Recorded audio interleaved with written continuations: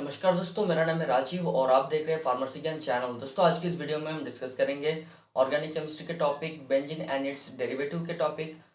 तो जिसमें हम डिस्कस करेंगे substituent and effect of substituent on reactivity and orientation of mono substituent benzene के बारे में। तो दोस्तों, मैं एक नोट्स को लेकर ही इसको स्टडी करने वाला हूँ। और दोस्तों, ये जो नोट्स है farmersingan.com पर अवेलेबल है, आप विजिट कर सकते हैं। एंड दोस्तों, अगर आप फार्मर से रिलेटेड कोई भी बुक्स को खरीदना चाहते हैं तो वीडियो के डिस्क्रिप्शन पर दिए हुए लिंक्स आप खरीद सकते हैं। एंड दोस्तों, वीडियो शुरू करने से पहले अगर आप हमारे चैनल पर नहीं तो प्लीज़ चैनल को सब्सक्राइब करें एंड बेल आइकन को भी प्रेस करें। तो चलिए दोस्तों, बिना किसी देर के आज के इस वीडियो हम शुरू करते हैं। Substituent and effect of substituent on reactivity and orientation of monosubstituent benzene। तो दोस्तों, फर्स्ट ऑफ ऑल हम एक एक करके डिस्कस करेंगे। फर्स्ट हम effect of substituent on orientation, next हम effect of substituent on reactivity के बारे में डिस्कस करेंगे। तो चलिए दोस्तों, स्टार्ट करते हैं। दोस्तों, जैसे कि हमें पता है कि बेंजीन जो है उसकी बेंजीन एक एरोमेटिक कंपाउंड है और बेंजीन की जो फार्मूला है वो है C6H6, यानी बेंजीन में 6 कार्बन रहता है एंड 6 हाइड्रोजन मौजूद रहता है। तो जो दोनों इक्वल होता है, तो अगर हम एक बेंजीन से अगर हाइड्रोजन एटम को हम अगर रिप्लेस कर वहाँ पर एक सब्स्टिट्यूएंट को ऐड करेंगे सिर्फ एक, तो वो mono substituent derivative of benzene कहा जाएगा, जो कि उसमें एक ही डेरिवेटिव अटैच होगा। अगर हम उसमें 2 या फिर 3 सब्स्टिट्यूएंट रिप्लेस करके यानी हाइड्रोजन को रिप्लेस कर अगर हम उसमें ऐड करेंगे तो वो di and poly substituent derivative कहा जाएगा, जो कि जिसे हम डाई सब्स्टिट्यूएंट बेंजीन या फिर पॉली सब्स्टिट्यूएंट बेंजीन भी कह सकते हैं। तो अगर एक मोनो सब्स्टिट्यूएंट बेंजीन अगर हम डाई सब्स्टिट्यूएंट डेरिवेटिव में कन्वर्ट करते हैं तो उसमें जो है उसमें आइसोमर्स पॉसिबल होगा, जैसे ortho meta para are possible. यानी अगर हम उसमें 2 अटैच करेंगे तो उसमें ऑर्थो मेटा पैरा ऐसा कुछ हम जो कि आइसोमर्स होगा वो पॉसिबल होगा। फॉर एग्जांपल अगर हम बात करेंगे, जैसे कि यहाँ पर फिनॉल है तो ये 1 सब्स्ट्रेट होगा, 1 सब्स्ट्रेट बेंजीन है यानी फिनॉल, या फिर इसे हम हाइड्रोक्सिल फिनॉल भी कह सकते हैं। तो इसमें अगर 2 अटैच हो गया है यानी एक नाइट्रो ग्रुप है, एक हाइड्रोक्सिल ग्रुप है, हाइड्रोक्सिल बेंजीन, एंड एक हाइड्रोक्सिल बेंजीन में अगर एक नाइट्रो ग्रुप ऐड हो गया है तो इसे ऑर्थो नाइट्रोफिनॉल कहेंगे। यानी इसमें जो ऑर्थो यानी जो आइसोमर्स है वो यहाँ पर पॉसिबल हो गया है, इसे हम ऑर्थो मेटा पैरा से रिप्रेजेंट करेंगे। तो अगर मोनो होगा तो कहने की कोई ज़रूरत नहीं है। अगर वो एक से ज़्यादा सब्स्टिट्यूएंट होगा तो उसे हम ऑर्थो मेटा पैरा से रिप्रेजेंट करेंगे। और दोस्तों, जो ऑलरेडी अगर कोई भी सब्स्टिट्यूएंट अगर किसी भी बेंजीन में रहता है तो वो नेक्स्ट अगर हम नेक्स्ट रिएक्शन करने के बाद जो नेक्स्ट सब्स्टिट्यूएंट अगर उसमें अटैच होगा तो वो पहला जो सब्स्टिट्यूएंट है वो रिप्रेजेंट करता है कि वो जो नेक्स्ट जो कंपाउंड्स है वो कहाँ पर बैठेगा, वो ऑर्थो पर बैठेगा, पैरा पर बैठेगा, तो उसके ऊपर वो डिपेंड करता है। यानी this substituent which are already present in the ring determine the position of the incoming group. तो जो ग्रुप या फिर जो सब्स्टिट्यूएंट ऑलरेडी आप जो बेंजीन रिंग में प्रेजेंट है वो डिटरमाइन करेगा कि जो इनकमिंग ग्रुप है उसकी पोजीशन कहाँ होगा।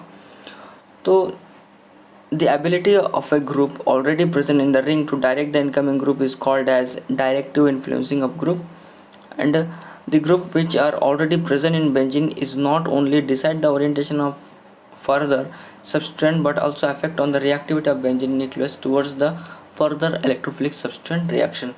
दोस्तों, जो ग्रुप ऑलरेडी अटैच है जो बेंजीन में वो नेक्स्ट इनकमिंग ग्रुप के जो पोजीशन है वो डिसाइड करता है, तो इसे हम डायरेक्टिव इन्फ्लुएंसिंग ग्रुप कह सकते हैं। तो और जो ग्रुप ऑलरेडी प्रेजेंट है वो बेंजीन में ऑलरेडी प्रेजेंट है वो फर्दर जो रिएक्शन होने के बाद कौन सा ग्रुप कहाँ पर अटैच होगा वो तो डिसाइड करते हैं। उसके साथ साथ जो बेंजीन की न्यूक्लियस है बेंजीन के जो कि उसके रिएक्टिविटी को अफेक्ट करता है। जब बेंजीन इलेक्ट्रोफिलिक सब्सटेंट रिएक्शन होते हैं, इलेक्ट्रोफिलिक सब्स्टिट्यूशन रिएक्शन होने जब होते हैं, यानी बेंजीन जब रिएक्ट करते हैं तो उसके बेंजीन के न्यूक्लियस के जो रिएक्टिविटी को भी अफेक्ट करता है। तब हम देखेंगे effect of substituent on orientation. A second substituent can occupied any of the remaining five position in the monosubstrate benzene because one substituent which are already present in the benzene। तो जब एक hydroxyl benzene example, अगर एक hydroxyl benzene में अगर हम next कोई भी ग्रुप को अटैच करेंगे, जैसे नाइट्रो ग्रुप को ऐड किए, तो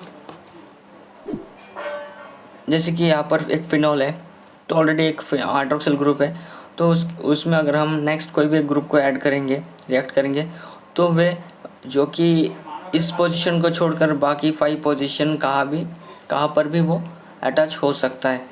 यानी a second substituent can occupied any of the remaining 5 position in the monosubstituent benzene.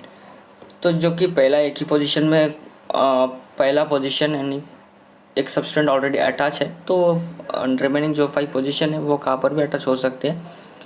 And the position 2 and 6 are equivalent, it's give ortho product, where position 3, 5 are equivalent and it's give meta product. Position 4 it's position यहाँ पर 4 होगा, position 4 is unique and it's give para product. And there are 2 ortho, 2 meta and 1 para substrates with respect to the substrate already present। दोस्तों जैसे कि example के तौर पर एक फिनॉल है, तो अगर हम इसे बेंजीन में कंसीडर करते हैं तो इसकी पोजीशन को हम कैसे लिखेंगे, 1 2 3 4 5 6, तो ये 1 होगा। तो जो है 2 और जो 6 है वो इक्वल है, एंड 3 and 5 जो है वो इक्वल है। यानी ये जो है ऑर्थो पोजीशन है, 2 and 4 are ortho position, 3 and 5 are meta position, and जो पैरा पोजीशन है 4 वो 1 and 4 इक्वल है। तो यहाँ पर फिनॉल में देखिए, जो फिनॉल में जो कि मोनोसब्स्ट्रेट बेंजीन है, तो इसमें 2 and 6 जो है वो 2 ऑर्थो पोजीशन है, एंड 3 and 5 जो कि 2 मेटा पोजीशन है, लेकिन यहाँ पर सिर्फ एक ही पैरा पोजीशन है। तो इस बात को ही यहाँ पर कहा गया है। एंड दोस्तों हम जो कि डायरेक्ट इन्फ्लुएंस जो कि हमने कहा था कि जो पहला ग्रुप्स होता है जो कि ऑलरेडी बेंजीन पर रहता है, वो इनकमिंग ग्रुप्स को दर्शाता है कि उसकी जो पोजीशन है वो कहाँ होगा। तो इसी के हिसाब से उसे 2 भागों में डिवाइडेड किया गया है, ortho para directing group and meta directing group. तो ऑर्थो पैरा डायरेक्टिंग ग्रुप मतलब जब एक ग्रुप ऑलरेडी प्रेजेंट होगा बेंजीन में, वो नेक्स्ट इनकमिंग ग्रुप को ऑर्थो एंड पैरा पोजीशन में रखेगा। एंड मेटा डायरेक्टिंग ग्रुप मतलब जो कि ग्रुप ऑलरेडी बेंजीन में प्रेजेंट होगा वो इनकमिंग ग्रुप को मेटा पोजीशन में दर्शाएगा। तो this group direct the incoming group to the ortho and para position.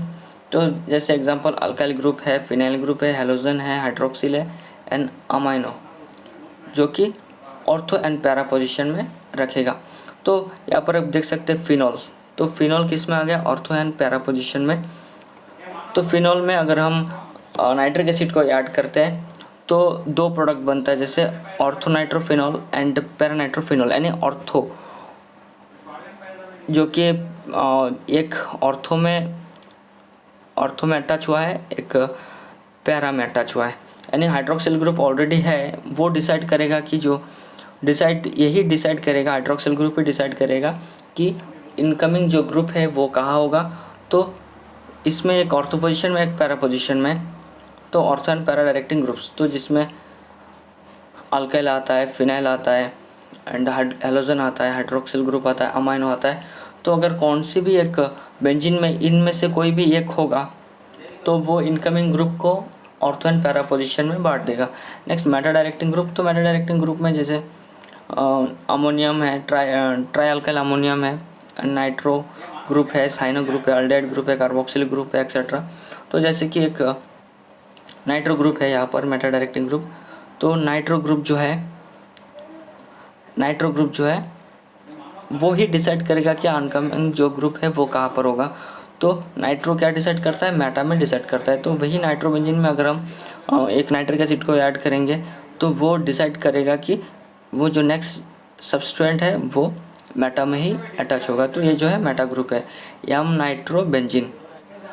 तो इन शॉर्टली हम क्या कह सकते हैं, अगर कोई भी एक सब्सटेंट जिसमें डबल या फिर मल्टीपल बॉन्ड्स होगा, डबल या ट्रिपल, तो वो जो है मेटा डायरेक्टिंग ग्रुप्स होगा। सॉरी, यहाँ पर पैरा नहीं, यहाँ पर मेटा होगा, मैं रिकरेक्शन कर दूंगा, यहाँ पर मेटा होगा। अगर कौन सी भी एक सब्सटेंट जिसमें डबल या फिर ट्रिपल बॉन्ड्स ना होकर एक या उससे ज़्यादा पेयर ऑफ इलेक्ट्रॉन्स होगा जो कि ortho and para directing groups होगा। तो जो है ये जो है ortho and para directing groups, तो जिसमें एक या उससे ज़्यादा पेयर ऑफ इलेक्ट्रॉन्स होते हैं। जो मेटा डायरेक्टिंग ग्रुप्स होते हैं उसमें जो है डबल या फिर ट्रिपल बॉन्ड्स होते हैं।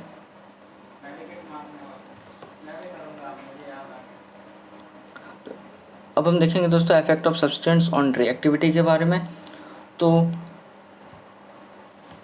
अब तक हमने देखे थे ओरिएंटेशन के बारे में, अब हम देखेंगे रिएक्टिविटी के बारे में। तो ortho and para directing groups except alkyl and phenyl contain one or more pair of electrons on the atom.